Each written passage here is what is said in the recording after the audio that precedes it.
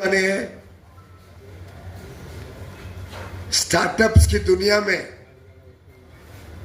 कहा पहले एक स्टार्टअप रजिस्टर हुआ था जब स्टार्टअप इंडिया लॉन्च किया गया, वो बढ़ के 4000 से अधिक स्टार्टअप्स आज हमें देखने बिहार को समर्पित किया।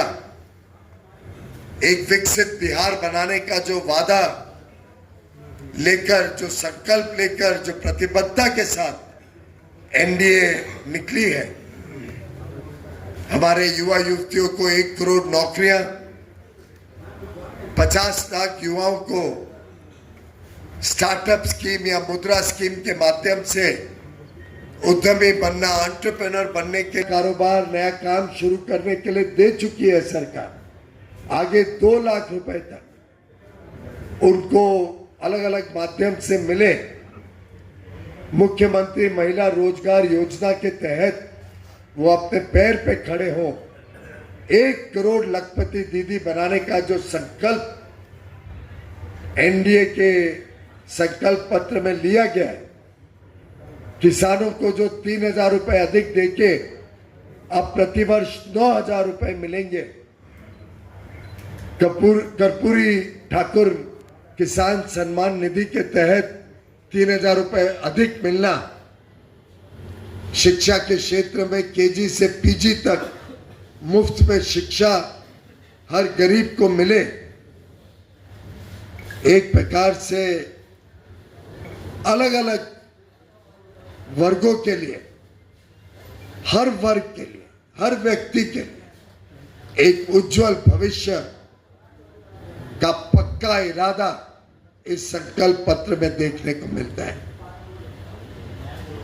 चाहे वो स्वास्थ्य की सेवाएं हो, चाहे वो इंफ्रास्ट्रक्चर हो, आधारभूत सुविधाएं तो जो आज बिहार में देखने को मिलती है, शायद 20 साल पहले कभी हमने सोचा भी नहीं कि पटना में भी मरीन ड्राइव हो। शायद कभी किसी को ये ध्यान नहीं आया कि मेट्रो से भी सुशोभित हो सकता है बिहार का पटना शहर।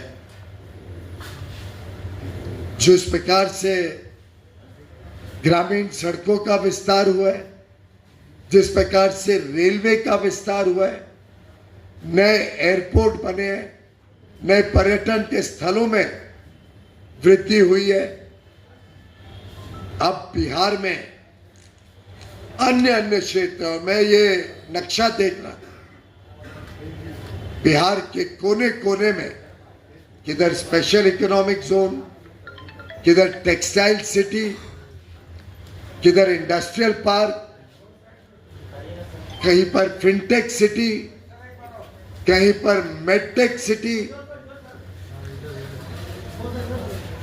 एक प्रकार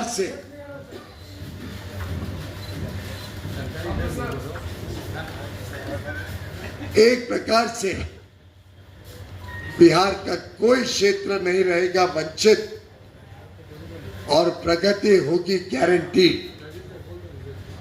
चाहे वो फार्मास्यूटिकल पार्क हो, जहां दवाइयां बिहार की खुद यहां बने,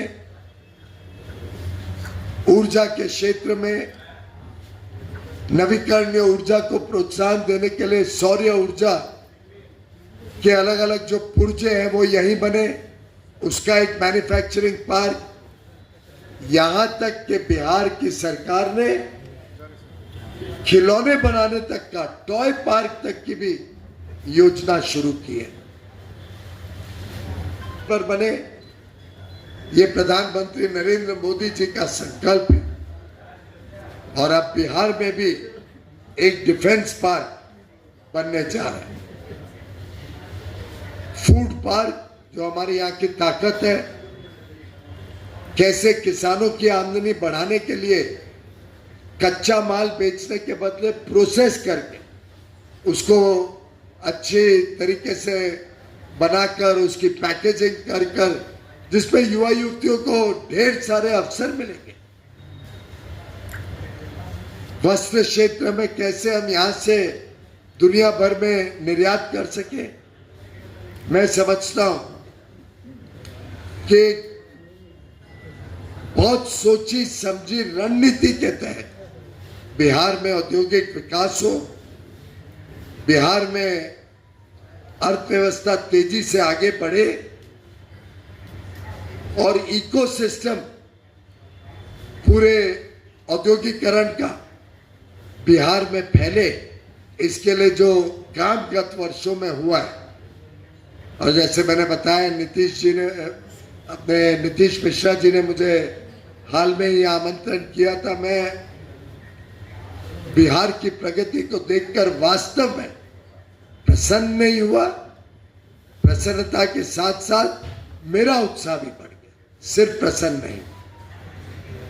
और मुझे पूरा विश्वास है कि आगे आने वाले दिनों में जिस प्रकार से अलग अलग क्षेत्रों में एनडीए की सरकार ने काम किया है, वो बिहार में विकास की नई लहर और तेज रफ्तार से बिहार के हर व्यक्ति तक पहुंचाएगा। मुझे पूरा विश्वास है कि बिहार की जनता 6 नवंबर और 11 नवंबर को अपने मत द्वारा बिहार के विकास को भी सराहना करेगी और जो जंगल राज की राजनीति करते हैं, जो भ्रष्टाचार की राजनीति करते हैं, जो कट्टा की राजनीति करते हैं, जो कटुता की राजनीति करते हैं, जो एक प्रकार से बिहार को पिछड़ा बनाने में अपना राजनीतिक समोसा बनाने का काम करते हैं, उन सबको मुंह तोड़ जवाब बिहार की जनता आने वाले चुनाव में देगी। आपके माध्यम से मैं बिहार के युवा युवतियों को, हमारी बहनों को, महिलाओं को, सबको चौकन्ने कराना चाहता हूं कि गलती से भी अगर जदयू और भाजपा के नेतृत्व में एनडीए की सरकार नहीं आई तो कांग्रेस और लालू प्रसाद यादव, तेजस्वी यादव जी फिर एक बार यहां पे जंगल राज भी लाएंगे और यहां पर भ्रष्टाचार भी बढ़ेगा और लिकर बैन हटाने का काम भी इनकी सरकार करेगी। तो एक गलती कोई ना करे, ऐसा मैं बिहार की जनता से आह्वान करता हूं और हमें फिर एक बार एक विकास से प्रेरित, तेज गति से विकास करने वाली सरकार चुनकर यहां से भेजना है, ये जनता के से मैं आग्रह करता हूं। और मेरा विश्वास है कि 2/3 बहुमत के साथ एनडीए की सरकार पुनः बिहार में जीतकर जनता की सेवा करेगी, नीतीश जी के नेतृत्व में जनता की सेवा करेगी। बहुत बहुत धन्यवाद।